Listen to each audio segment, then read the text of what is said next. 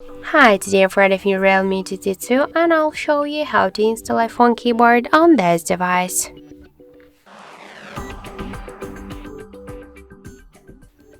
So first we should open the Play Store application and then tap on the search pool to enter the name of the app, the green Apple keyboard. So now we should get this application, that's why tap to install and wait a couple of seconds. After that, tap to open the app, click Enable in Settings and near green Apple keyboard, tap to the switcher and click to activate button. Then go back and tap to switch input methods. After that, switch your currently keyboard to the green Apple keyboard.